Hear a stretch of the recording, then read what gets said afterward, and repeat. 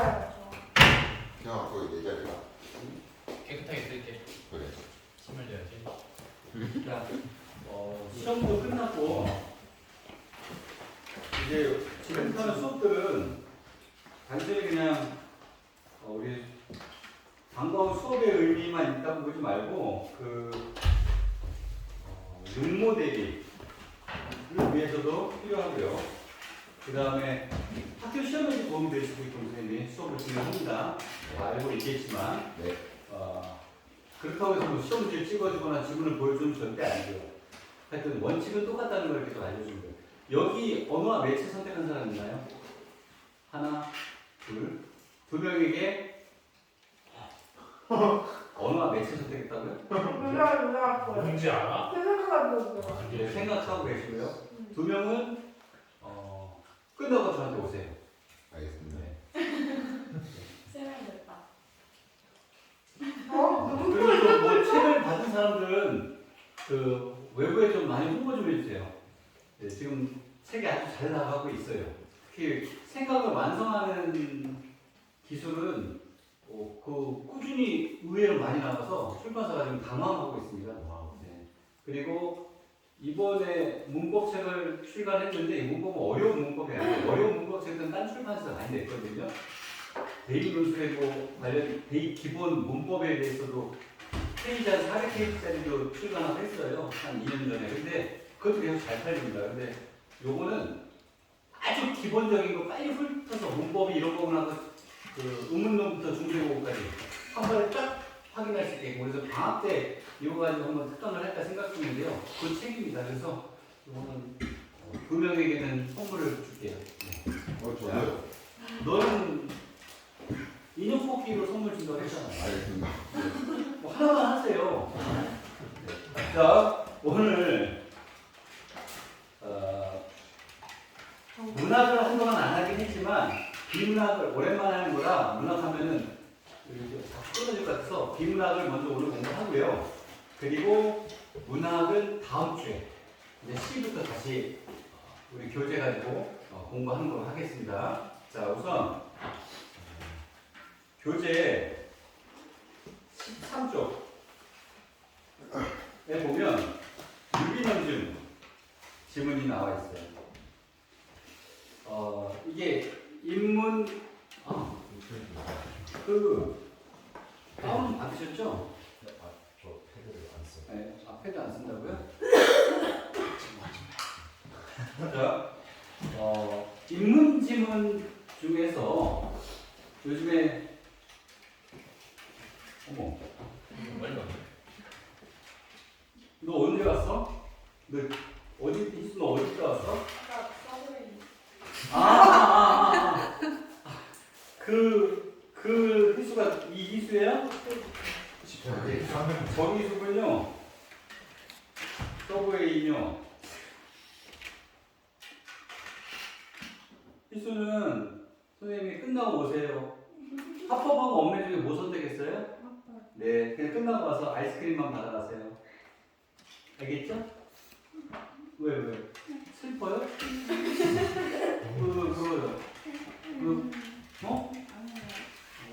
아이스크림 먹으면 슬퍼요.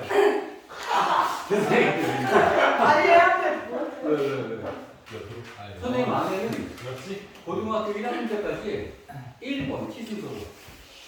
근데 고3 지나서 대학 가면서 뭐 크기 시작해가지고 네. 선생님 아내 지금 68cm.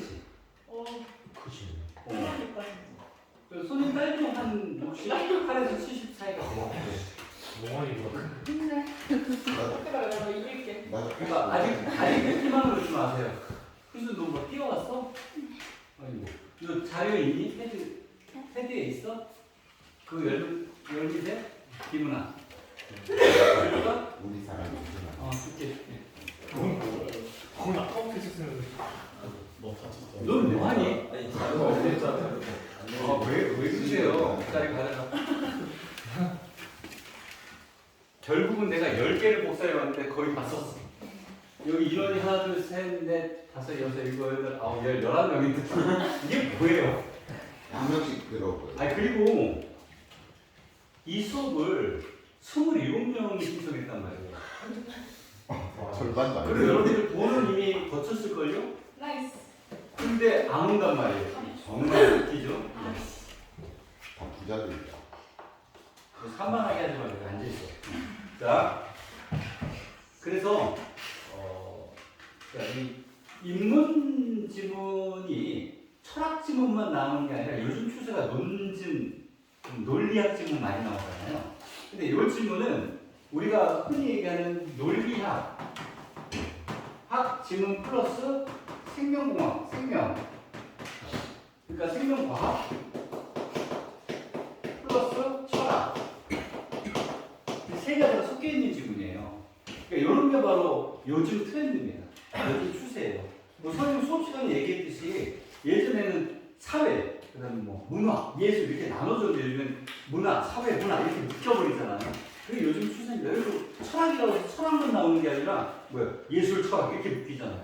그게 융합형 교육 요게 이제 특징이라 그렇습니다. 아까 밥 먹다가 어떤 선생님이 내년에 건대 같은 경우에는 논술이 수리하고 인문 두 가지만 공통적으로 쓰는다 그렇게 얘기하길래 지금은 어떠냐 그래서 지금도 사실은 인문 논술, 수리 논술, 수리 인문 논술이 있는데 경제학과 쪽이 건대 논술 2 과목이 있어요. 이대도 그렇고 그렇게 치는데 그런 과목을 중심으로 논술을 친다는 거니까 선생님들은 걱정을 되게 많이 하시더라고요. 근데 사실은 내년부터는 통합형 교육이라 아이들이 뭐 과학도 공부하고 그다음에 사회도 공부하고 수학도 다 똑같이 공부하기 때문에 그 범위 내에서 출제하게 돼 있어요. 그래서 지금 우리가 보는 수리 논술하고는 조금 다릅니다. 그러니까 오히려 여기 가천대나 국민대나 이런 대학들이 주로 내는 약수령하고 약간 유사하다고 볼 수 있어요. 그래서 그렇게 이제 내년에 좀 바뀔 것 같아요. 그러니까 내년에는 그렇게 되지만은 올해까지는 논술이 이렇게 나눠져 있는 상태니까 여러분들 여기서 승부 거는 건 괜찮은 것 같고 아까 그 연구부장님이 좀 물어보더라고요. 그 논술하는 애들이랑 국어하는 아이들 어떠냐 그래서 제가 그 얘기했어요. 논술하는 아이들은 정말 기대하는 아이들 실력도 그렇고 여러 가지 얘기하면서 그다음에 성적 향상도 굉장히 괜찮습니다. 국어는 인원이 많아서 좀 걸러내야 되겠다는 얘기를 했어요. 그랬더니 방학 때도 할 생각이 있냐고 해서 아이들이 원하면 할 테지만 지금보다 많이 줄 거다. 그래도 할 거다 그랬어요. 그랬더니 그럼 좋다 이렇게 말씀하시더라고요. 방학 때는 한 2가지 정도 지금 생각하고 있는데 논술은 그냥 대학별 논술 하나, 대학별로 모아서 하는 논술 이런 적어도 그 다음에 국어는 아까 얘기했던 언어와 매체에서 문법 정리하는 한 이틀 3일짜리 딱 단기간에 하는 거 하나 그 다음에 수능 이렇게 한번 해볼까 생각 중이에요. 언제 쉬냐? 쉴 때 되면 쉬겠죠. 네. 그리고 여러분들 수능 끝나면 쉬잖아요. 그렇죠? 그리고 방학 때 어차피 많이 나와야 될 것 같아요. 제가 그 수행평가하면서 여러분들 과세특 정리하거나 우리 반 아이들 거 생활기록부 정리하는 거 이런 것들 좀 준비해야 돼서 저는 혹시 몰라서 학교에서 하지 말라고 해도 이 나이스가 이거 다 뒤져가지고 막 누가 기록하는 게 다 기록하고 있어요. 예를 들어서 수연이가 오늘 청소할 때 쓰레기봉투 몇 개 버렸다가 다 기록해놔요. 그러면 그걸 엑셀 파일로 내려받아가지고 정리할 거예요. 제가. 그래서 그런 거를 방학 동안에 다 만들어 보려고 합니다. 아무튼 요즘 추세가 그래서 논리학이나 철학이나 또는 뭐 과학이나 이런 게 막 묶여서 나오는 추세라 그 출발점이 되는 지문이라고 볼 수 있어요. 이 지문이. 자, 첫 번째 문단을 보세요. 유비논증이란 말이 나옵니다. 여러분 유비철학, 유비논증 하면은 뭐가 떠올라요? 우리 논증 중에서 직접적인 논증이 있고 간접적인 논증이 있잖아요. 대표적으로 연역 논증은 중에서 3단 문법은 간접 논증이에요. 한 단계를 거치기 때문에. 그 다음에 연역과 귀납 논증이 있고요. 그 다음에 유비 논증이 있단 말이에요. 유비 논증은 어떤 하나가 비슷하면 다른 비슷한 것도 그럴 거라고 예측하는 거예요. 그러니까 가설을 세울 때 되게 중요합니다. 가설 세울 때. 유비 논증이 없으면 사실은 과학적인 어떤 발견을 하는 것은 구체적으로 귀납적으로 실험을 통해서 발견하는 거지만 일단 이렇게 될 거야라고 예측하는 것은 논증에 의존할 수밖에 없어요. 근데 유비 논증은 사실은 가짜예요. 구랍니다. 없는데 있을 거라고 예상하는 거잖아요. 예를 들어서 이런 거 있잖아요. 2대 4는 6대 x 이런 게 일종의 유비론 중에 이쪽 편이 맞다면 이쪽 편은 얼마가 될까 예측하는 거거든요. x가 몇이에요? 어렵냐 이거? 12가 돼야 되겠죠? 2배니까 그죠? 그럼 제가 이거를 말로 표현해 볼게요. 아빠가 술꾼이에요.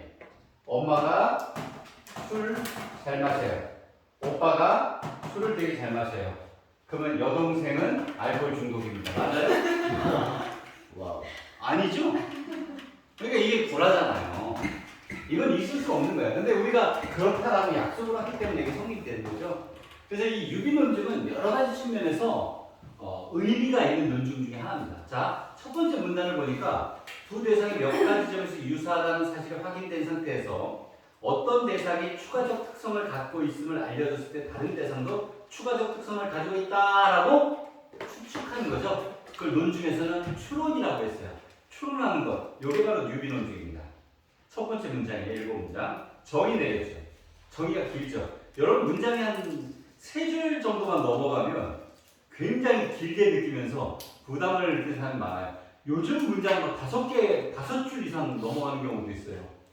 그런 것도 읽어낼 수 있어요. 어떻게 읽는다고 했어요, 제가? 그런 거 읽을 때, 그렇게 문장이 길게, 격문장에 아는 문장이 막 섞여서 길게 이어질 때. 그렇죠. 무조건 주어 소설을 찾는 거예요. 그러면서 끊어서 읽으면 되게 잘 읽어집니다. 처음엔 그렇게 연습하셔야 돼요. 자, 유비논증은 주어예요. 소설은 뭐예요? 논증이다.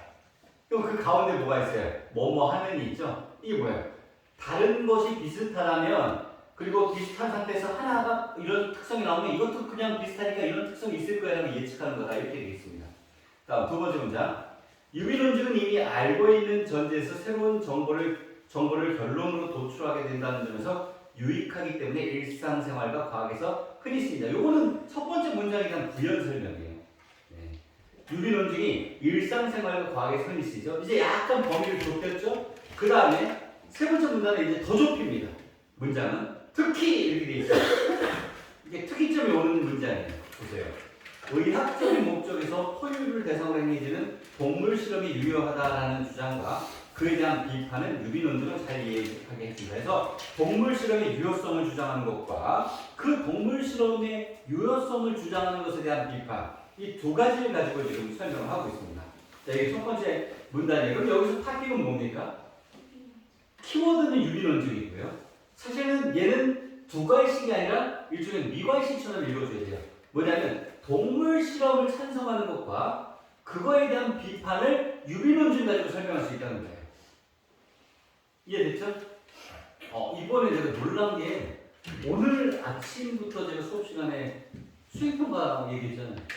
오늘 4시 반에 2명이 올렸더라고요. 와, 조건을 지켰어요.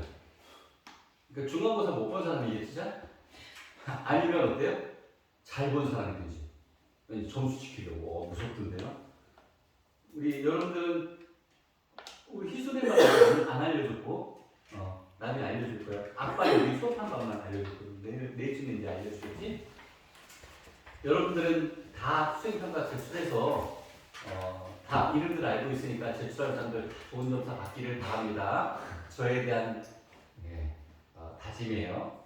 자, 두 번째 나를 봅시다. 동물 실험 관련해서 유효성을 주장하는 쪽은이라고 되어 있죠. 그럼 이제 요거를요 이렇게 보셔야 돼요. 그 앞에 있는 문장 보세요. 동물 실험이 유효하다는 주장과 그 다음에 그에 대한 비판은 이렇게 되어 있죠. 그러니까 문장이 어떻게 되어 있어요? A와 B는 이라고 해서 요게 순서를 정해놨잖아요. 수능은 거의 99% 이 순서대로 간다. 요거에 대한 설명하기 위해서 두 번째 문단에서 뭘 설명한다? A를. 근데 이게 끝나면 뭐로 간다? B로 간다. 이걸 기억하라는 거죠. 그래서 동물 실험의 유효성을 주장하는 쪽은 인간과 실험동물은 비슷하다는 거예요. 그래서 약, 독성에 대해서 실험동물이 어떻게 반응하느냐를 인간에게 적용할 수 있다고 추론하죠. 근데 이렇게 추론하는 게 중요한 게 아니라 인간에게 직접 실험을 할 수 없으니까 동물 실험을 통해서 인간에게 이익을 준다 이렇게 얘기합니다. 이건 너무나 당연한 주장 같잖아요. 근데 이 다문단을 보면요. 6번 문장이에요. 도출한 새로운 정보가 참일 가능성이 유기론 중에서는 필연성이라고 하지 않고 뭐라 그래요? 개연성이라고 합니다. 필연성과 개연성은 다르죠.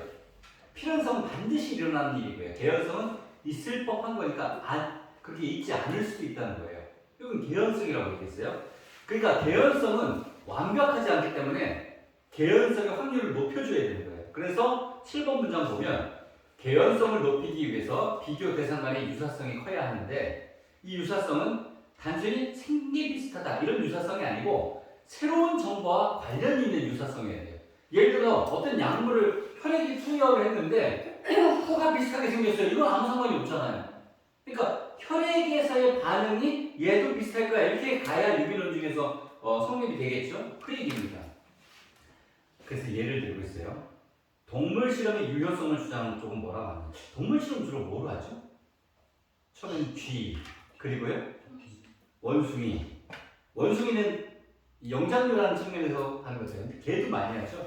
네. 자 여기 보니까 전부 다 포유류를 많이 사용하는데 파리 가지고 실험하진 않죠? 네. 자 포유류가 인간과 비슷하게 많다는 거죠. 피가 순환한다. 허파로 호흡한다. 이건 개연성이 높다는 거예요. 그런데 이런 얘기하는 사람, 꼬리는 이러잖아요. 뭐라 하냐? 꼬리는 약물 실험하거나 이런 데 전혀 문제가 되지 않아. 그러니까 이건 상관없어. 이렇게 얘기한다는 거죠. 개연성을 근데 이런 부분이요. 저는 어떻게 읽어지냐면 약간 비판적으로 보여요. 어떻게 보이냐면은 이런 쪽이 왜 유리한 쪽만 받아들이지? 불리한 쪽에 대해서는 어때요? 상관없어 이렇게 얘기해버리잖아요. 그러니까 논리적이거나 합리적인 이유로 반박하지 않잖아요. 이상하다라고 느꼈는데 실제로 이 시험 문제 나왔을 때 그 다음에 보면 바로 그거에 대한 얘기가 나와요. 14번 문장. 인간은 자신의 고통과 라요 반대하는 쪽 얘기가 나옵니다. 유효성을 주장하는 쪽이 두 가지 측면의 비판을 합니다. 첫 번째, 아니 인간과 실험동물이 유사성이 있다고 말하지만 넌 왜 기능적인 것만 얘기하잖아. 왜냐면 기능이 유사해도 메커니즘은 다를 수 있잖아. 이렇게 비판한다는 거예요. 뭐 예를 들어 심장으로 피를 순환시키고요. 폐로 호흡한다 그래서 개한테 맞는 것이 인간에게도 맞는다고 누가 장담을 하죠? 하다못해 같은 인간끼리도 반응이 다른데요. 그러니까 네가 얼핏 보면 겉으로 보는 기능만 따지고 있지만 실제로 정확하게 돌아가는 메커니즘은 다를 수 있지 않니? 라고 얘기한다는 거예요. 그 약물 투여하는 거나 이런 것들 보면은 한 번에 이건 확실하니까 이런 게 없어요. 근데 우리가 그렇게 믿는 거예요. 예를 들어 여러분 감기 걸리면 가서 엉덩이 주사 놔주세요 막 이러잖아요. 혈관 주사 맞고요. 엉덩이 주사는 주로 근육 주사거든요. 진통제. 혈관 주사가 이제 약물 투여하는 건데 이런 주사를 맞는다 그래서요 100%다 낫지 않습니다. 우리가 그렇게 믿는 거예요. 그러면 이제 원래 입원을 하면요 첫날부터 그 주사를 딱 놓아주지 않아요. 수액 같은 거 맞추면서 검사하면서 얘한테 맞는 걸 판단합니다. 그 약을 줘도 이걸 주다가 바꾸기도 하고 이래요. 왜 그래? 사람마다 다르니까. 근데 한 번을 개한테 실험한 걸 인간한테 어떻게 맞다고 단정하느냐. 이거에 대한 문제제기 첫 번째. 그럴 수 있죠. 근데 두 번째 문제제기가 더 중요해요. 너희들 분명히 기능이 중요하다, 기능이 유사하다고 얘기했지? 그래, 기능이 좋아. 그러면 인간은 왜 실제 고통을 느끼지 아프고 뭐 어디가 썩어가는 주사를 놔봐. 그럼 인간은 안 되잖아. 그럼 봐라. 유사하다며. 근데 왜 걔는 고통받아도 돼? 이렇게 얘기하는 거예요. 걔도 유사하잖아. 그러니까 두 가지 측면을 완벽하게 반박하는 거예요. 여기서 우리가 찾아내야 될 거, 저는 이 글 자체를 여러분이 많이 봤을 테니까 이 글을 읽으면서 찾아내야 될 게 두 가지가 있다고 보는데요.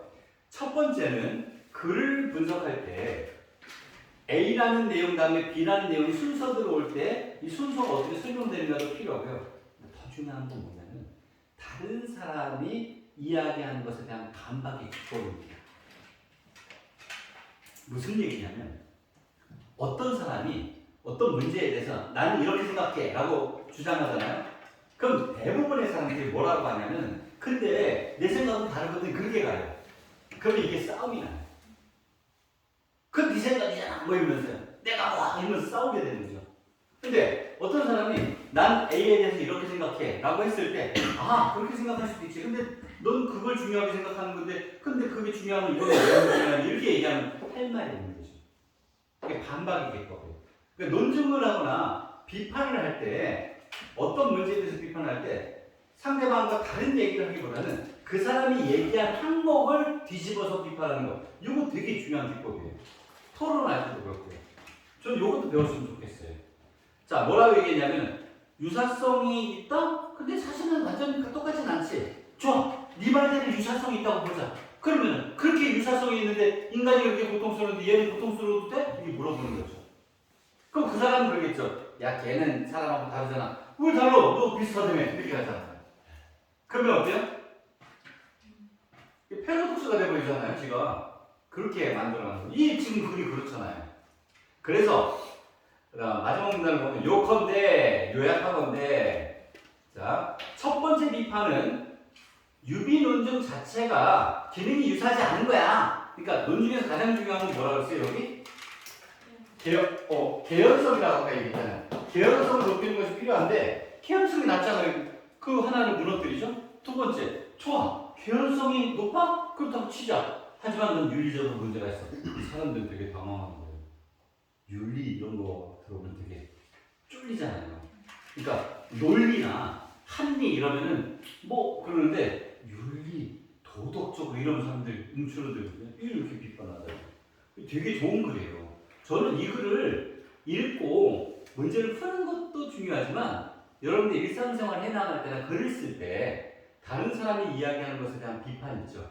이런 것에 대해서는 분명히 우리가 연습할 수 있는 것이 되지 않을까 이런 생각이 들어요. 오늘 이 삼육고등학교가 여러 군데 있나 보더라고요. 원주에 있는 삼육고등학교 쪽에서 3학년 쪽으로 전화가 온 거예요.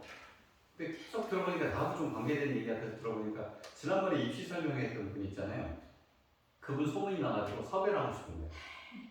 근데 되게 웃긴 게 여기 삼육중학교의 학부모이자 선생님이 계신가 봐요. 이분이 그렇게 욕을 했대요. 그래서 교장 선생님이나 뭐나 이런 분들이 문제가 됐었나 봐요. 그래서 동영상 공유하다가 닫아버리고 막 이랬거든요. 근데 다른 분들 다 좋다고 심지어는 원주에서 지금 연락 오잖아요. 저보고 좀 부탁을 해달라는데 시골이고 또 뭐 멀기도 하고 시간이 되겠냐고 해서 꼭 필요하냐고 내가 물어봤어요. 하면 좋죠. 같은 재단이니까 법인이니까. 그러면 할 수 있게 해줘야죠. 그래서 이제 그 설득을 해서 전화해서 설득해서 좀 가줘라. 그래서 가기로 했거든요. 근데 이분들은 당연히 가는 줄 알고 있어요. 근데 제가 그렇게 전화를 하니까 가는 거죠. 그래서 이렇게 얘기하면서 느꼈던 것들 중에 너무나 당연하게 생각하는 것들 있잖아요. 사람들이 당연하게 생각하는 것들에 대해서 사실은 우리가 이건 당연하지 않은 일들이 되게 많은 거예요. 이 논술도 공부도 난 비슷하다고 봐요. 제가 선생님이 여기 있는 친구들을 이렇게 얼굴을 쳐다보면서 수업 시간에 계속 눈을 마주치고 자주 공부를 하거든요. 놀리기도 하고. 그런데 여러분들 너무 예뻐서 그래요. 그런데 중요한 거는 이런 사람들이 성적이 잘 나와야 돼요. 그 성적이 잘 나오려면은 제가 계속 강조하는 것이 뭐냐면 자꾸 읽으셔야 돼요. 읽는 연습하셔야 돼요. 뭐가 됐든 간에. 읽는 연습을 많이 하셔야 됩니다. 제가 그 논술 수업하는 친구들은 책을 샀어요. 생각을 완성하는 기술이라는 책을 샀습니다. 그게 논술책이에요. 되게 잘 만들어진 책입니다. 제가 샀어요. 근데 여러분은 책을 안 사고 그냥 수업을 진행하잖아요. 그리고 프린트를 계속 주잖아요. 그래서 미안해서 그 친구들한테 생각을 여는 기술이라는 책을 선물로 줬습니다. 근데 이 생각을 여는 기술은요, 문해력 책이에요. 그 뒤쪽에 보면 인문, 사회, 과학, 기술, 예술, 문화 엄청나게 많은 질문들을 제가 모은 것도 있고요. 구글링해서 만든 것도 있고 육문에서 쌓아놨어요. 읽고 OX 문제 푸는 부분이 그런 것만 읽어도요 된다니까요. 그래서 어쨌거나 그리고 우리 수능 특강 있잖아요.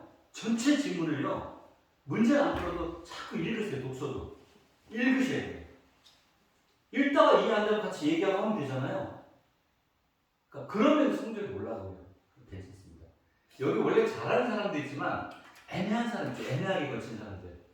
애매하다는 건 뭐냐면 3등급, 4등급 이게 진짜 애매한 거예요.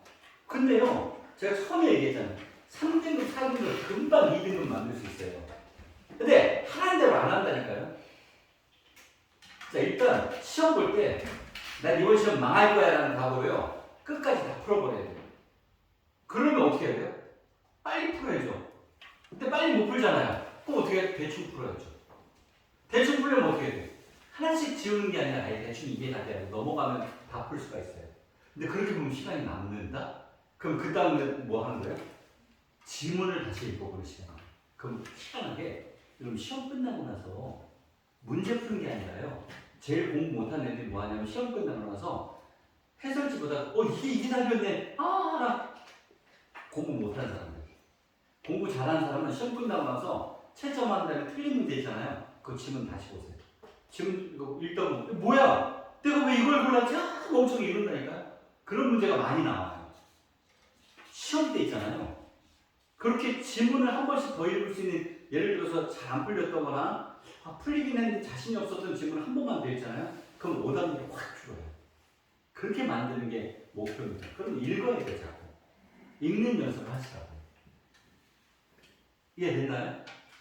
네. 그래서 이 질문도 그렇고요. 입에 수능특강 질문 많이 읽으셔야 됩니다. 아시겠죠? 네. 문제 잠깐 답을 한번 쭉 골라볼까요? 그리고 설명하고 바로 넘어가겠습니다.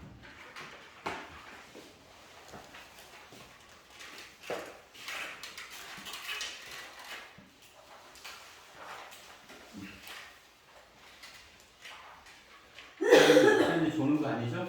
네? 조는 거 아니죠? 아니죠.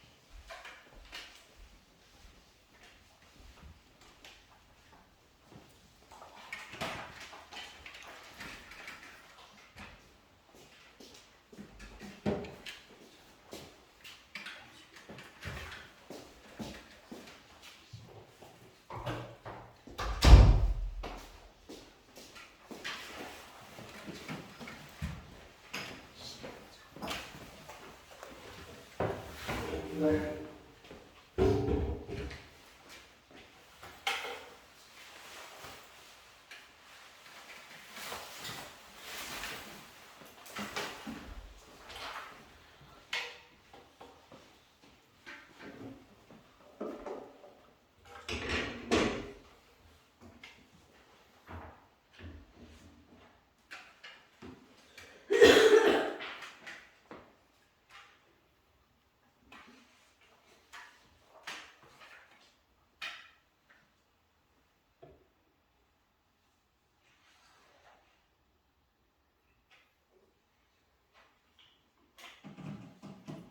태희가 강태희? 네. 아까 문법 선택했다고 그랬지? 아니 영어. 영어는 그래. 미안해. 영어는 김영이냐? 미안해. 박영환 아니었어?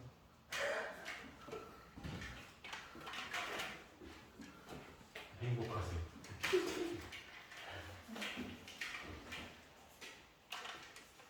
와 이거 사인 받기 쉽지 않은데 진짜 부럽다. 영어는 좀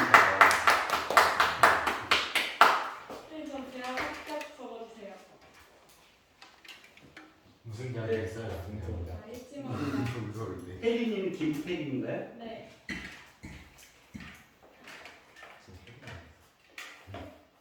군요.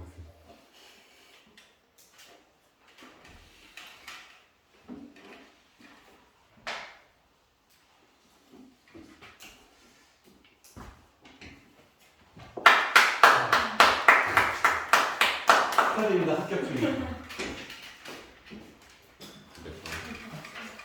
네. 그냥 되게 쉽게 써놔서요.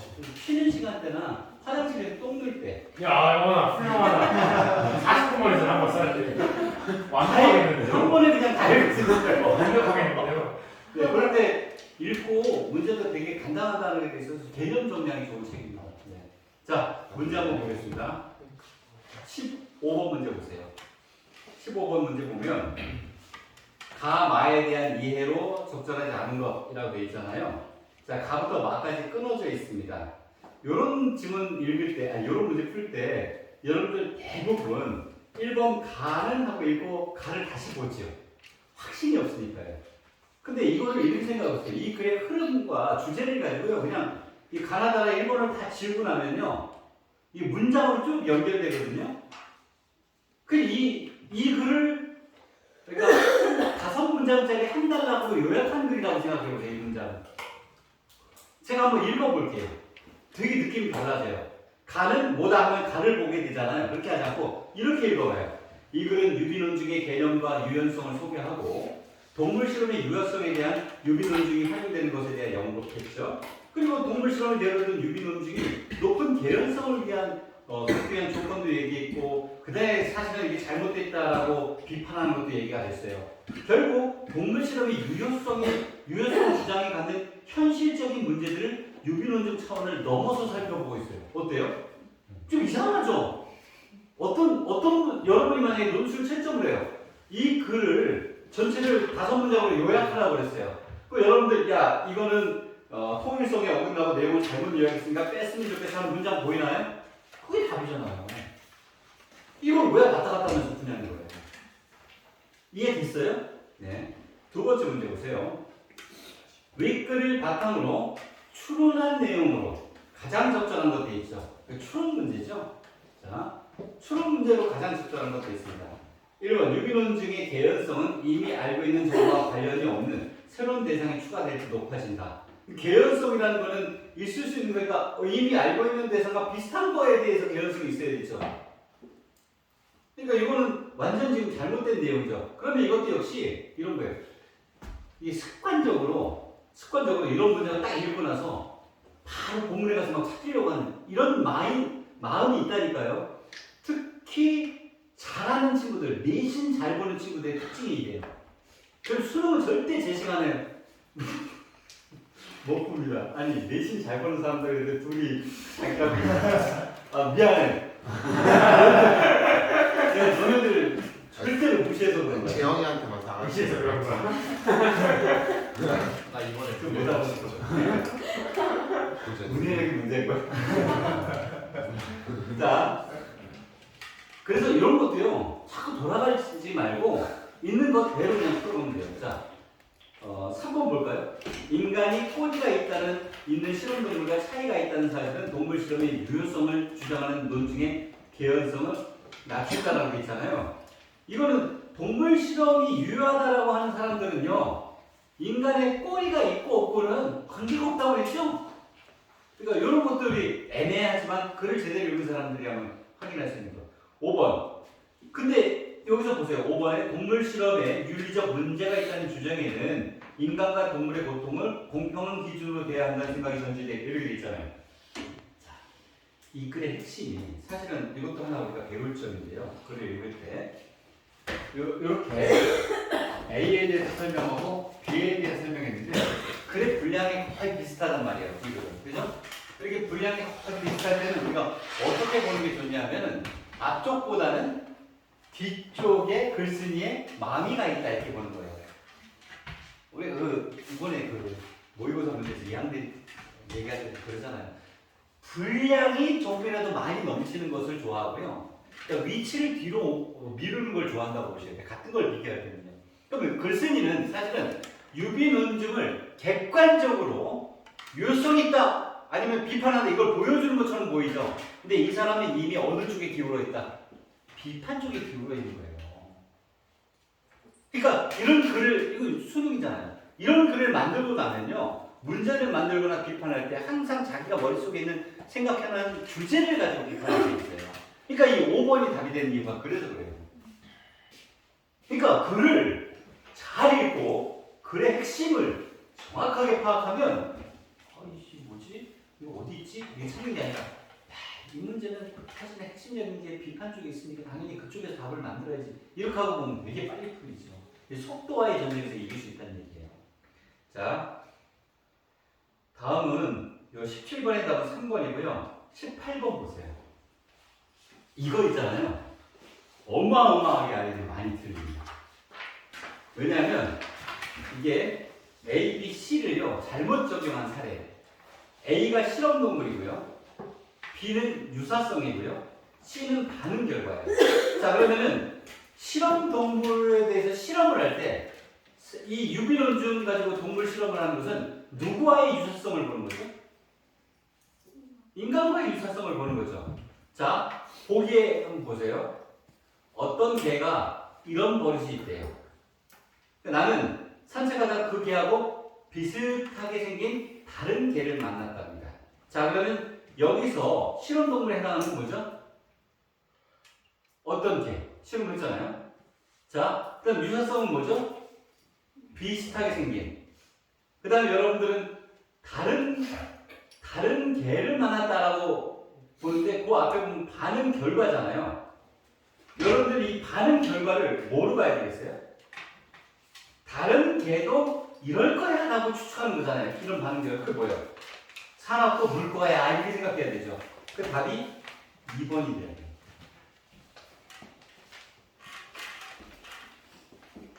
자, 10분에서 1번입니다. 넘어갈게요.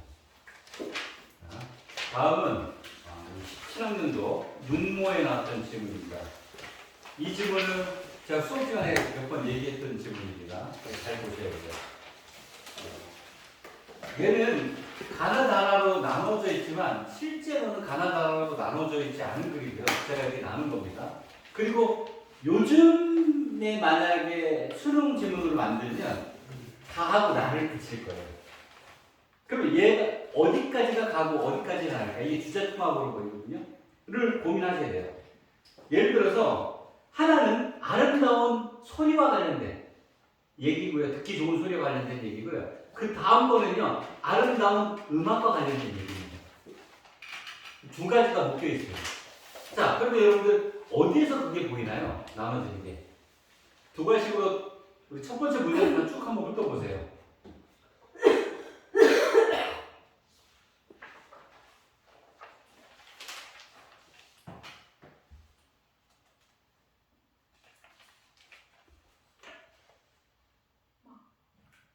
정답. 마에서 나눠지죠. 그러니까 아름다운 음악은 하고 끊어지잖아요. 그러니까 실제로는 아름다운 듣기 좋은 소리와 관련된 과학 지문이 먼저 나오고요. 그 다음에 아름다운 음악과 관련된 예술 지문이 뒤에 나오는 이런 구조예요. 근데 요거를 이제 우리가 연습하면 금방 찾을 수 있고 더 중요한 거 하나 설명하려고요. 첫 번째 문단입니다. 여러분 첫 번째 문단을요 한 30초? 아니야 1분 정도 줄 테니까 천천히 한번 읽어보세요. 첫 번째 문단은 문단이 몇 문장이냐? 네 문장을 30초만 해라. 몇만 배지? 읽어보세요.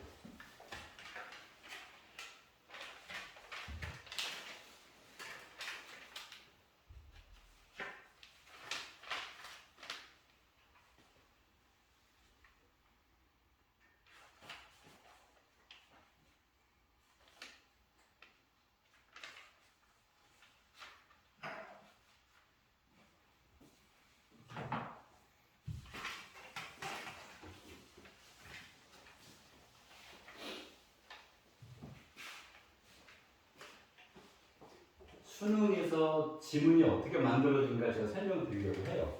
자, 첫 번째 문장을 보세요. 뭐라고 되어 있냐면 화제가 나와요. 음악은 라고 되어 있습니다. 근데 음악은 뭐라고 얘기했냐면은 소리로 이루어진 뭐예요? 소리로 이루어진 예술이다. 그랬어요. 소리로 이루어진 예술이다라고 정의를 내렸습니다. 그럼 여기서 이 글의 가장 중요한 과제는 음악인데요. 이 음악에 대해서 소리로 만들어진 예술이라는 두 가지의 개념을 만들어냈어요. 그럼 이 개념이 이렇게 나눠지잖아요. 소리와 예술이라는 측면으로.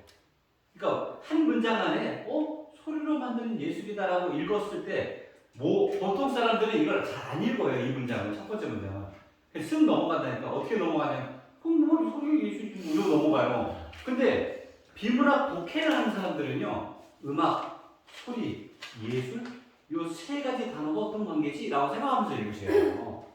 그 다음에 2번 문장을 보면 예술이 아름다움을 추구한다면 음악 또한 아름다움을 추구해야 할 것이다. 이렇게 돼 있죠. 첫 번째 문장에 포함된 단어들 말고 사용된 단어가 뭐가 있어요? 그렇죠. 여기에 뭐가 있어요? 아름다움이 추가됐어요. 그러면 이제 세 가지 개념으로 이 글을 만들어졌어요. 음악, 소리, 예술, 아름답다. 이 단어들이에요. 이거 가지고 설명하는 거예요.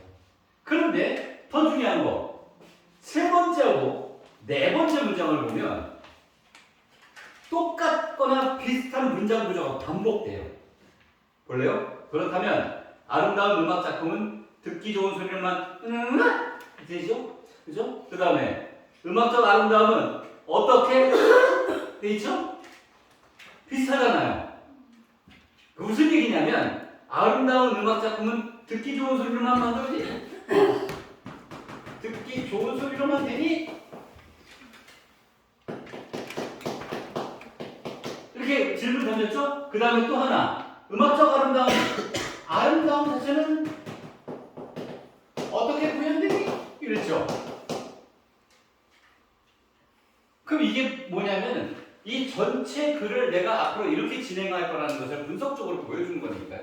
요게 1번, 요게 2번이 되는 거예요. 그러니까 선생님이 얘기하잖아. EBS 지문을 많이 읽고 수능 지문을 많이 읽어라 그랬더니 애들이 읽어 그냥. 그래서 몇 번 읽어서 가면도 읽었대. 그게 아니라 문장을 보고 어떨 땐 처음엔 그냥 읽어야죠. 근데 두 번째쯤 읽을 때는 문장을 보고 이 문장이 다음 문장이 어떻게 바뀌었지? 앞에 문장에서 사용됐던 단어를 얘는 요 단어로 바꿨네? 이러면서 읽어가야죠. 세 번째 읽을 때는 전체 구조가 보여야 돼요.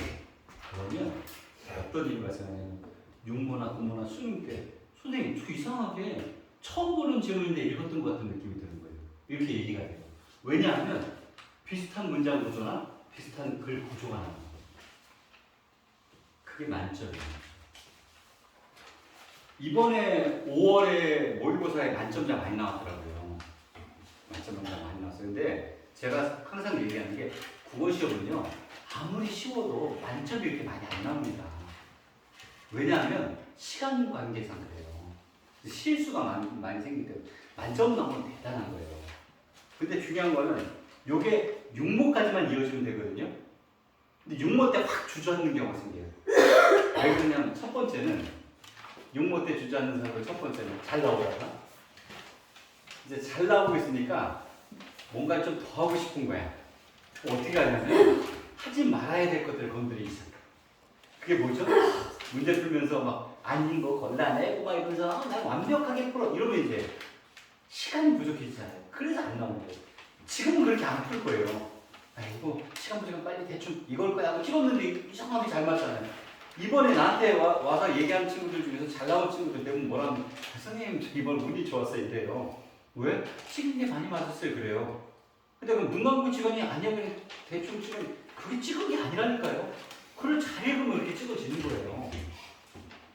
이해돼요? 그 다음에 6모 때 확 주저하는 사람들의 특징이 좀 전에 과유불급 얘기했잖아요. 하지 말아야 될 것들 하는 거. 그 다음에 안 하는 거예요. 왜? 이제 이건 완성됐어요. 그런 문제가 안 가져요. 그래서 꾸준히 읽는 연습을 하는 게 중요해요. 자, 이렇게 1번, 2번으로 나눠놨죠. 이게 3번, 4번 문장입니다. 그러면 이제 남은 단어로 갔을 때 뭘 설명해야 돼요? 뭐가 듣기 좋은 소리가 설명해야 될 거 아니에요. 이게 끝나면 뭐를 설명해야 돼요? 음악적 아름다움이 어떻게 구현되는 걸 설명해야 될 거 아니에요. 이렇게 생각하고 글을 읽으면 글이 팍팍 나눠지잖아요. 그 글의 구조가 어떻게 돼 있어요?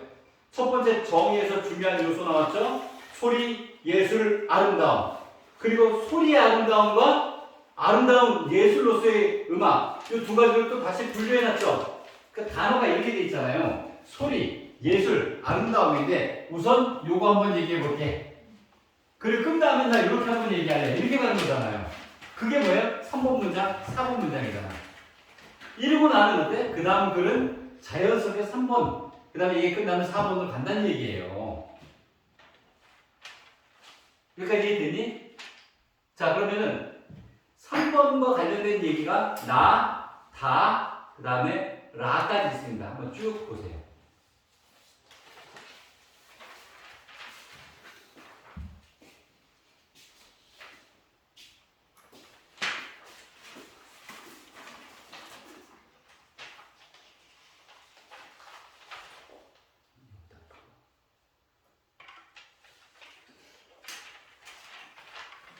침대에서 목 아파? 목 아파?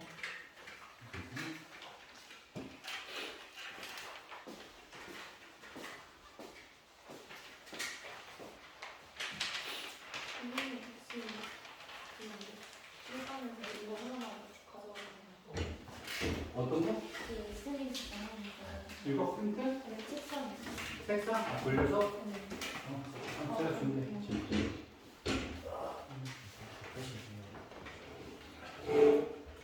서 있는 거지? 네? 서 있는 거지?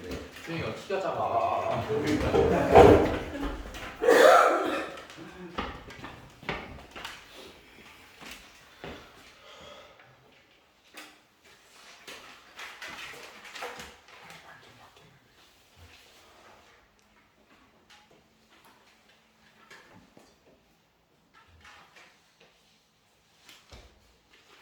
요거니까.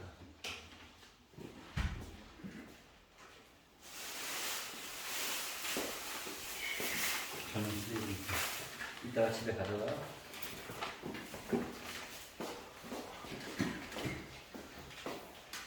자, 읽었어요? 네. 아직 읽는 중인가요? 읽었습니다. 읽었어요? 태린이가 읽고 있으면 거짓말하고 있지. 근데 질문할 거야. 예.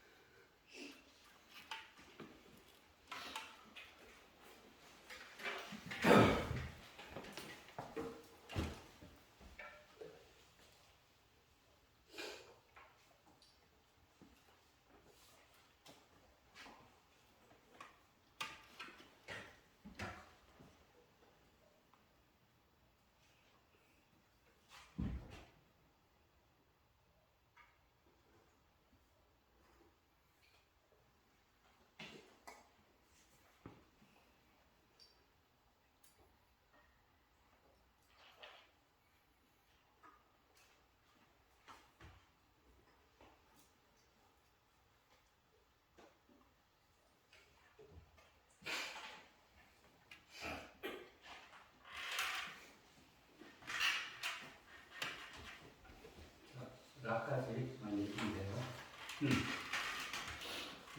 잘 읽어도 얘들아. 왜 선생님이 자꾸 강조하겠니? 수업 시간에 얘기해 주는 거니까. 뭐라고 얘기해 줄 수도 없고. 네, 자, 같이 한번 볼게요. 5번 문장 나예요. 음악에서 사용할 소리라고 해서 사람들은 피아노 소리가 심벌주 소리보다 또는 이렇게 목소리보다 듣기 좋다고 생각하잖아요. 근데 왜 그러냐를 우리는 예술적으로 설명하는 게 과학적으로 설명합니다. 음파로. 자, 보세요. 예쁘게 잘 들리는 소리가 고름음입니다. 자, 이 고름음이 바로 뭐예요? 소리, 아름다움, 요거하고 연결되는 거죠. 자, 고름음은 주기성을 갖는데요. 시끄럽고 안 좋은 소리는요 주기성이 없어요. 근데 주기성이 뭔가가 더 필요할 거 아니에요. 문장이 그렇게 이어진다니까요. 새로운 정보가 나오면 그 정보에 대해서 설명을 하게 돼 있어요. 항상 그렇습니다. 그러니까 여러분들이 읽으면서 나 이거 모른다는데 어려운데 내 평소에 어휘력이 부족한데 어떡하지? 쫄지 말라고요. 왜냐면 그 다음이나 그 다음 문장에 반드시 설명이 돼요. 자, 고르름은 일반적으로 해서 음이라고 부르는 건 고르름인데요.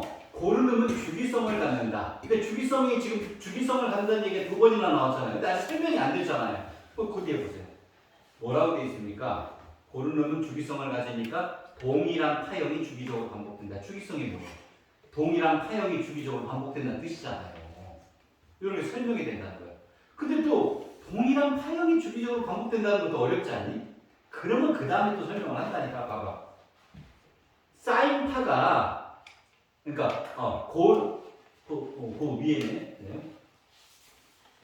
같은 파형이 1초에 몇 번 반복되는 거가 진동수고요. 진동수가 커지면 음높이가 높아지고요. 고르름은 파형이 사인파인 음파를 단순음이라 하는데요. 사인파의 진동수가 높아지면 소리가 높아진다고 그랬죠? 그러면 진동할 때 진폭이 커지면 어떻게 돼요? 네, 진폭이 커지면 소리의 세기가 커집니다. 즉, 높이와 소리의 세기까지를 벌써 얘기해 줬어요. 그러면 우리가 듣기 좋은 소리, 예쁜 소리, 아름다운 소리는 음의 높이와 음의 세기까지가 포함되는 개념이다. 이렇게 봐야죠. 그 다음에 14번 문장 보세요. 대부분의 악기에서 나오는 음은 사인파 하나만 있는 게 아니라 복잡하대요. 여러 사인파가 중첩되어 있답니다. 이게 복합음이에요. 그러니까 여러 개 사인파가 중첩되어 있는 복합음 중에서 복합음을 구성하는 여러 음들을 다 부분음이라 하는데 그 중에서 진동수가 아까 뭐라 그랬어요? 진동수가 우리 진폭 말고 진동수가 높다. 그러면 뭐라 그랬어요? 음높이가 높아지는 거죠. 그럼 진동수가 가장 작으면 음높이는 그 중에서 가장 낮겠죠. 근데 우리 귀에는 그게 들린다는 거예요.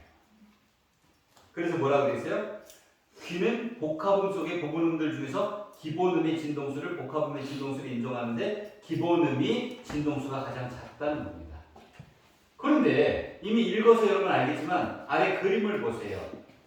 여기 진동수가 110, 220, 330, 440, 550으로 가잖아요. 그죠? 이 중에서 진동수가 가장 낮은 게 뭐예요? 110이죠. 그러면 이 110이 기본음이 되는 거죠. 자, 그 다음에 왼쪽에 다 해서 읽었는지 모르겠는데 보통 고르름은요 진동수가 여러 개가 묶여있는 부음들이 있잖아요. 근데 기본음에 배수로 진동수가 난다는 거예요. 그러니까 보세요. 220, 330, 440, 550 다 배수죠. 그럼 얘는 고르름의 진동수가 되겠죠. 근데 이 그림을 그리면서 혹시나 출제위원들이 여러분들이 오해할까봐 뭐 하나 팁을 또 줬어요. 뭘 줬냐면 우리 아까 지문 중에서 14번 문장을 보면요. 아니다. 13번 문장이에요. 사인파의 진폭이 커질수록 단순음은 소리의 세기가 커진다. 이렇게 돼 있죠. 자, 그림을 보세요.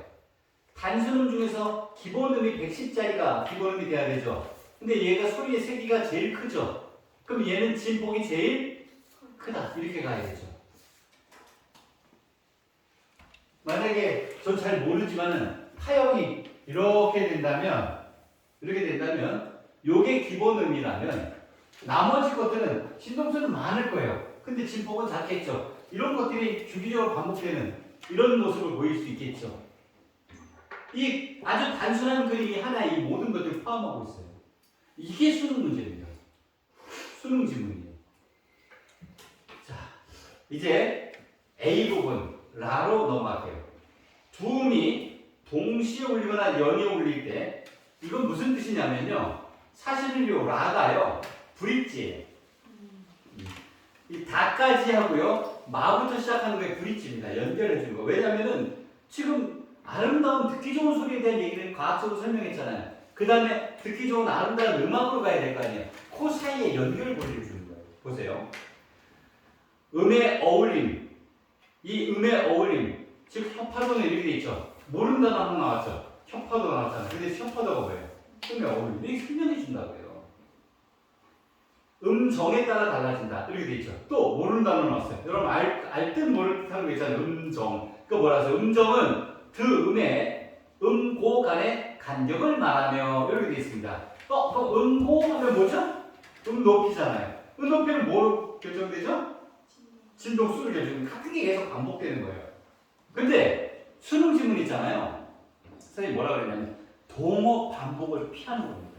그러니까 똑같은 단어를 설명하는 데 있어서도 다른 용어들만 써서 고급지게 만들어주는 거예요.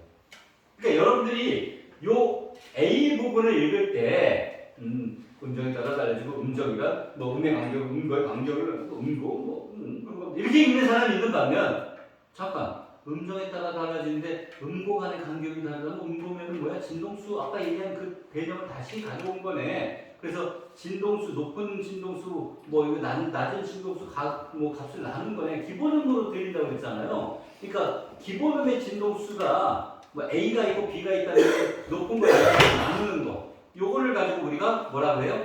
음정이라고 한다는 거 아니에요. 그럼 보세요. 도하고 미는요.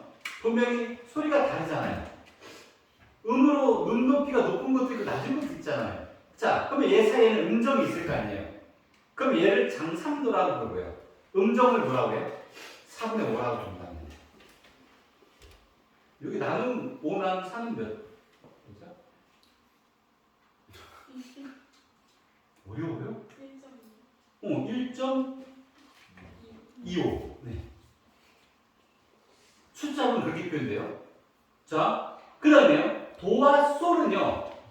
도와 솔은 완전 5도인데요. 음정이 2분의 3. 얘는 1.5 정도 되죠. 그럼 어떤 게 작아요? 1.25가 작죠. 그러니까 장삼도가 음정이 훨씬 작죠. 그러니까 분수에 들어간 숫자, 분모 분자에 들어간 숫자가 많으니까 어떻게 됐어요? 이 음정 사이의 간격이 좁아지는 거예요. 그래서요, 이 4번 문장을 보세요. 장삼도는 완전 5도보다 좁은 음정에 이 얘기가 나오잖아요. 이제 이해가 되니? 그러니까 이게 한 번 읽을 때는 문제를 풀기 위해 읽는 거고 두 번, 세 번 읽을 때는 글을 정확히 이해하고 문장을 정확히 이해하기 위해서 읽는 거다. 이렇게 봐야죠. 네. 자, 일반적으로 음정을 나타내는 분수를 약분했을 때 분모 분자에 들어간 수가 커지면 혓파도는 작아져요. 라고 되어 있잖아요. 그러면 이 혓파도는 뭐하고 연결됩니까? 여기 있는 음정하고 연결되는 거죠. 네. 분모 분자의 수가 높아지면 혓파도는 작아지는 거죠. 그러면 가만히 생각해보니까 혓파도가 뭐예요? 나누기 한 거 비슷하잖아. 1.25하고 1.5. 야, 혓파도가 1.25가 작네. 이렇게도 볼 수 있잖아요. 이해됩니까? 자, 그리고요. 중요한 것은 우리가 듣기 좋은 소리이면서 아름다운 소리를 만들기 위해서는 협화음이 돼야 되는데 협화음은 주로 어떻게 됩니까?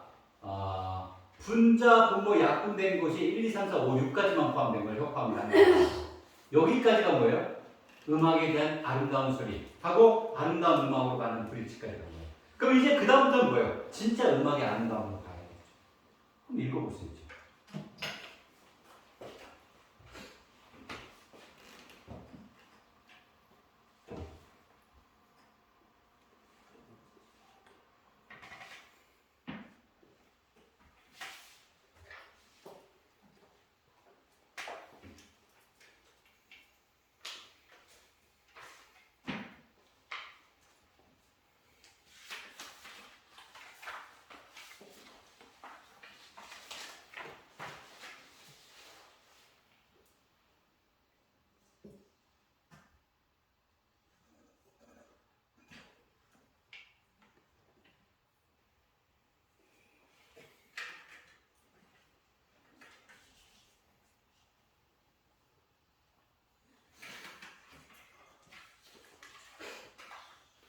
화장실 갔다 왔겠다.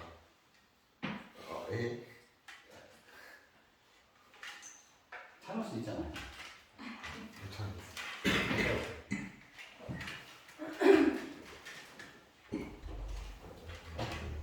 응? 창문 스타일이라. 창문 조금만 열게. 왜냐하면 에어컨 틀면 가는 거 잘 좋아.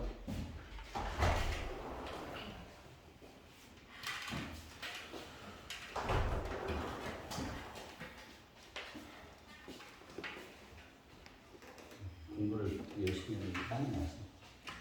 이거 다 읽었어? 이거 읽었어. 그 좋은 개념들이 나온다는 거.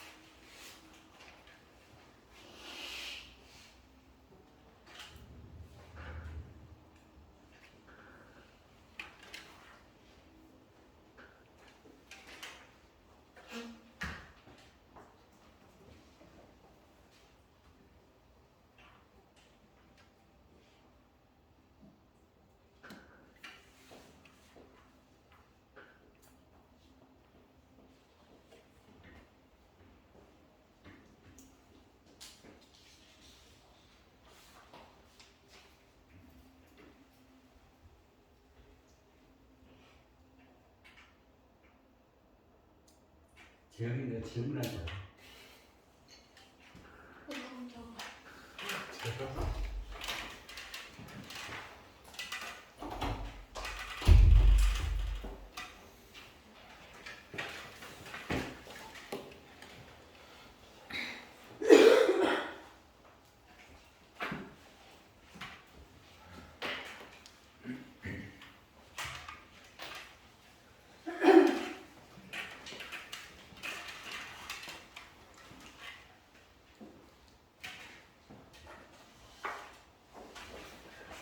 수연아, 네. 나중에 너랑 LG 두산 할 때 같이 한번 갈래? 알겠습니다. 내가 끊어줄게. 대신에 두산 응원전 속에 있어야 돼. 알겠습니다. 두산 응원단 가운데서. 알겠습니다. LG 너무 좋고 있어. 아, 싹 가는? 배우겠다. 가면. 글? 잠깐. 자, 재영이한테 질문해 볼게. 끌리지? 네? 자, 리듬에 대해서 네. 앞에서 설명한 음악적, 과학적 용어 가지고 다시 설명해봐. 과학적 용어요? 너 잘하잖아. 과학을. 음파, 음고 네. 가지고 설명해보라고. 음파 음보 가지고. 음파, 음고 네. 설명 안 돼요? 죄송합니다. 뭐가 죄송해요? 제 부족구나. 그러니까 진동수 하고요. 네. 그 다음에 진폭 가지고 설명할 수 있지 않아요? 아. 네. 아, 예, 해보세요. 예. 예. 리듬은 네. 음고가 없어요. 그게 뭐예요? 음고가 없다는 게 뭐예요? 음고는 그 소리의 높낮이. 그게 뭐예요? 소리의 높낮이요. 진동수. 그러니까 진동수를 죽여놓고 뭘 키우는 거죠? 진폭을 키우고 줄이는 거 네. 가지고 리듬을 결정하는 거잖아요. 이렇게 설명할 수 있잖아요. 아. 그러니까 같은 것들을 이렇게 다르게 설명한다는 뜻입니다. 네, 가락을 설명해 보세요. 가락이요. 네. 가락은요.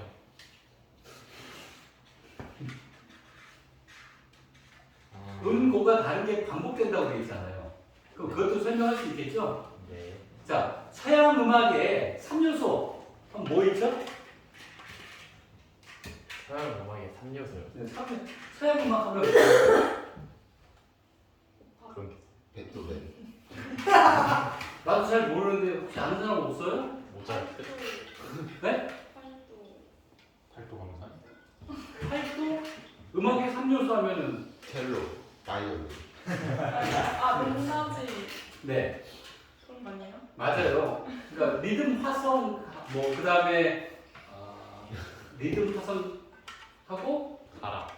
아니에요. 샘열이. 음파. 음색.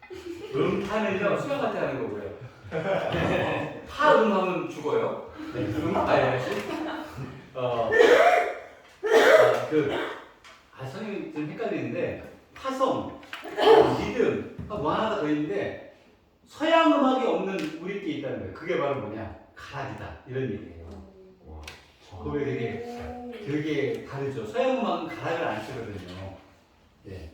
하여튼 한스리크라는 사람 이름 나오죠. 이 사람은 지금 수능에 10년째 한 6번 나왔을걸요? 아 정말이에요. 엄청 자주 나와요. 그러니까 이 사람 이름도 기억해 두시라고요. 네. 자, 우리 이제 문제를 한번 같이 빠르게 풀어볼게요. 자, 20번 문제 보겠습니다. 및 글에 대한 설명으로 가장 적절한 거 되어 있죠. 자, 고개 들어보세요. 설명, 글에 대한 설명이야. 그러면 주제잖아. 이 글이 뭘 설명하고 있었지? 앞부분에서는 소리의 아름다움을 과학적으로 얘기했고 뒤에서는 그것이 어떻게 아름다운 음악이 된다 설명했잖아. 그 두 개를 합쳐서 문장을 만든 거 찾아보자고. 찾는 시간 내가 15초 줄게. 자, 해봐.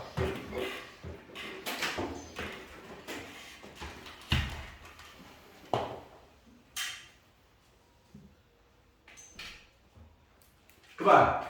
정답은 4번. 어려워? 쉽지. 근데 너희들이 이거 어렵게 푸는 방법이 있다? 자, 이렇게 풀면 되지. 1번. 소리에 대한 감각이 음악 감상에 미친 영향. 소리에 대한 감각, 음악 감상은 뒤쪽에 있을 것 같은데 어디 있지 하고 찾아봐라. 하루 종일 걸리는 거야. 그러니까 문제 출제하는 방법을 알면 빠르고 정확하게 푸는 방법을 안다니까. 그러니까 글에 대한 설명을 모를 때는 항상 뭘 찾느냐? 글의 주제를 찾아라 이 얘기야. 다음 두 번째, 음악적 요소에 대한 이해를 적절하지 않은. 이거는 100% 나올 수밖에 없지 않겠니? 너희들이 볼 때 가락, 리듬 뭐 이런 것들 그 다음에 음색 이런 것들 엄청 개념이 많이 나올 수밖에 없잖아요. 그런데 중요한 거는 적절하지 않은 거잖아요. 그러면 이상한 거 하나만 찾으면 되지 굳이 맞는 걸 확인하려고 들 필요는 없겠죠. 한번 쭉 훑어보고 답을 찾아보세요. 이건 제일 먼저 맞출 수 있을걸요? 아니에요. 틀렸어요. 아니에요. 5번. 누가 5번이라고 했어요? 5번이라고? 수현이에요? 지금 요 이름이 녹화되고 있는 걸 알죠? 제가 이 유튜브에다 뿌려버리려고요. 서울 365 3학년 2반 정수현. 네. 이제 완전 적재된 거예요.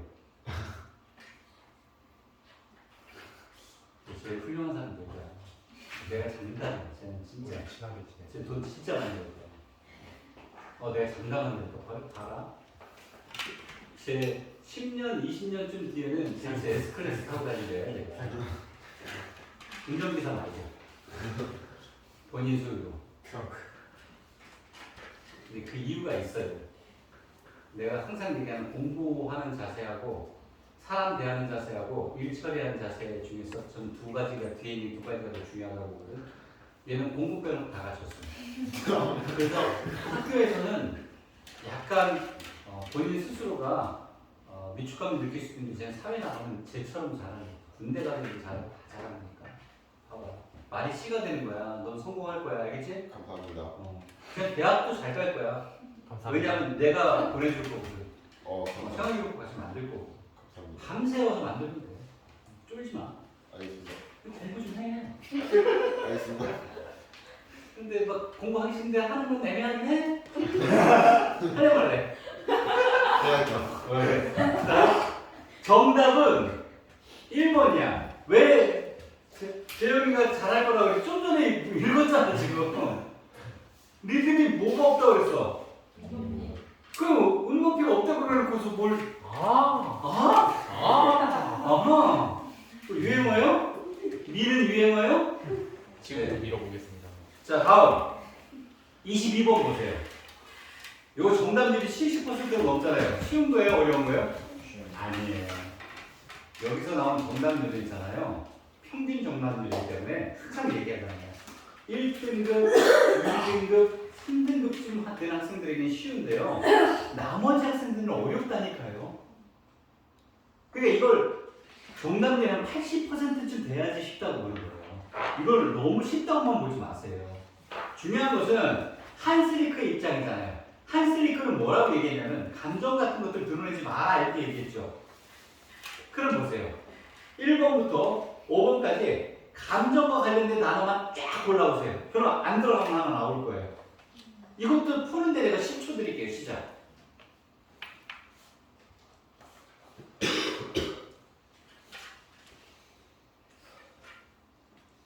정답은 4번이에요. 그럼 여기까지 지금 세 문제 푸는데 1분도 안 걸리잖아요. 아 정말이라니까. 이렇게 풀어가면 돼. 대신에 읽는 거를 자꾸 연습을 해야 된다는 거예요. 선생님이 그걸 강조하는 거예요. 이번에 선생님이 너무 고맙고 좋게 생각하는 게 선생님 수업을 열심히 듣고 있는 수업 시간이나 그렇게 논술이나 이렇게 방과후 국어 심화 국어나 이걸 열심히 듣고 있는 친구들이 의외로 성적이 잘 나온 걸 떠나서 빨리 풀어서 거의 다 풀었다 시간에 거의 알맞게 풀었다는 얘기를 많이 해요. 이게 되게 중요한 겁니다. 이런 사람들이 유모 때 가면 이제 점수가 확 오른다니까요. 국어는 진짜 만점 나오는 게 쉽지가 않아요. 특히 육모, 국어, 수능 진짜 어렵습니다. 근데 한 번은 여기서 있는 사람들 많이 나올 거예요. 보시라고요. 다음 23번의 답은 3번입니다. 이거 넘어갈게요. 아까 설명한 애 24번 요거 한번 풀어보세요. 요건 진짜 열심히 잘 풀어야 돼요.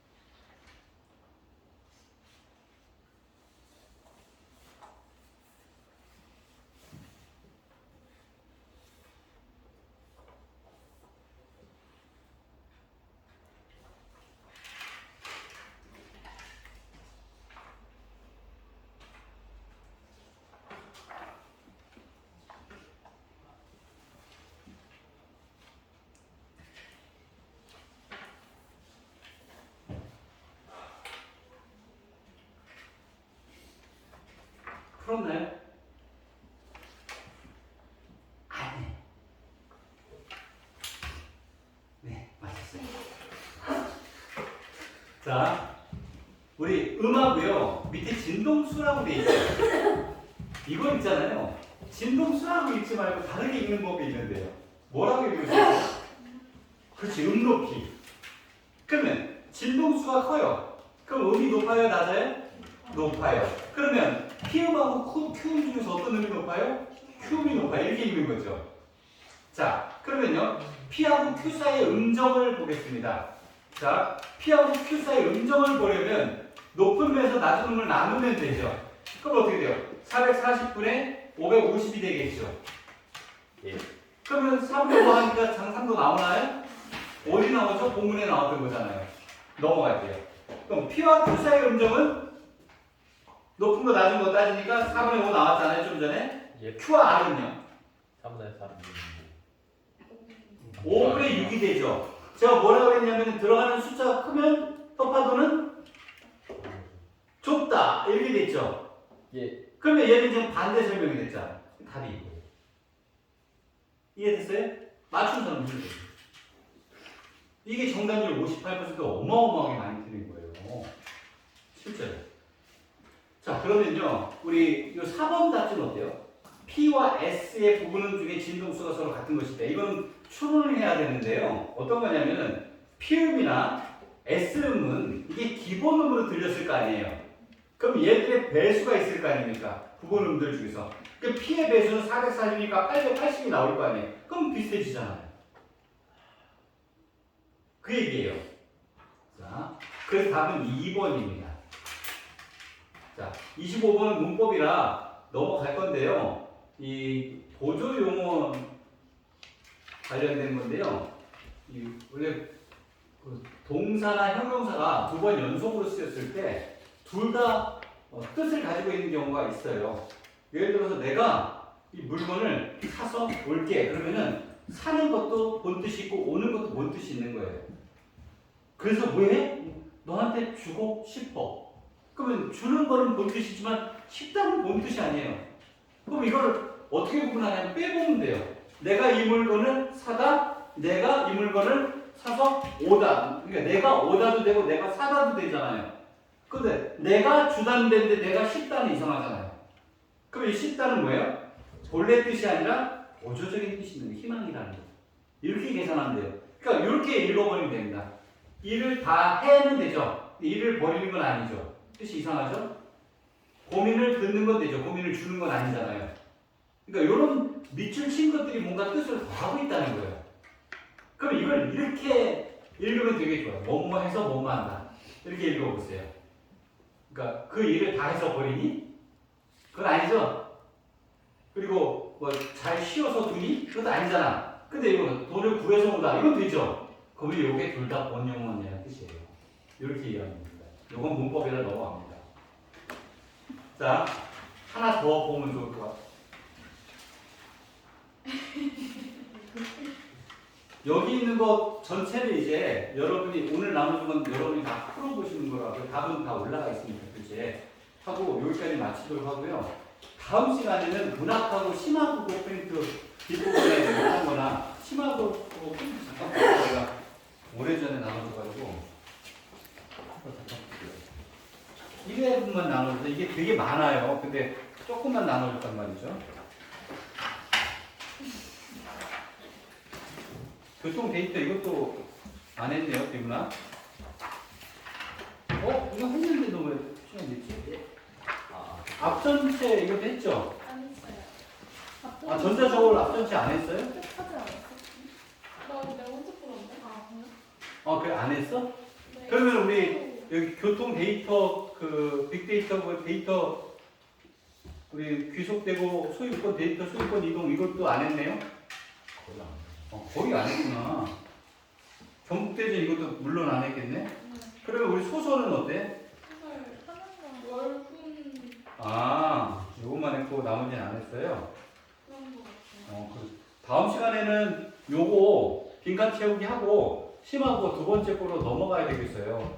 왜냐면 해야 될 것들이 많고 모의고사는 오늘 안 나눠줬는데요. 좀 할 게 너무 많은 것 같아가지고 지금 이번 주에 수행표가 거의 한 6, 7개가 있더라고요. 쭉 칠판에 써있는 거 보니까 일단 이번 주 쉬고요. 봐서 여러분들 정신 차리면 나눠줄게요. 모의고사 가서 고생했으니까 육모 대비해서 연습하는 걸 그렇게 하겠습니다. 자, 그럼 오늘은 여기까지만 할 테니까 조용히 독서실로 가든 돌아가든 하세요. 수고했습니다.